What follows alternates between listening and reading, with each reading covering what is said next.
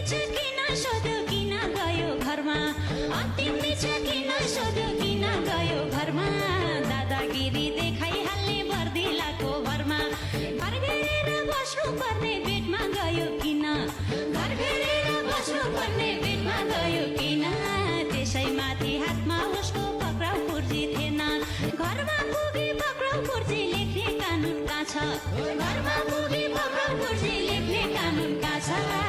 के बोल्यौ जनतालाई सबै कुरा थाहा छ एक रवि भन्थे पक्नुस पक्नुस मिलाउँदैछु झोला रवि भन्थे पक्नुस मिलाउँदैछु झोला उसले भन्थ्यो तल झर्क्या कस्तो शब्द होला एक निर्देशले गर्दाखेरि सबै परे पिरमा एक निर्देशले गर्दाखेरि सबै परे पिरमा ढाका टोपी नलाऊ अब धोती लगाऊ शिरमा ढाका टोपी नलाऊ अब धोती लगाऊ शिरमा रवि मार्न मन छ क्या हो जनता थर्काउँदै रवि मार्न मन छ क्या हो जनता थर्काउँदै अस्ति जनता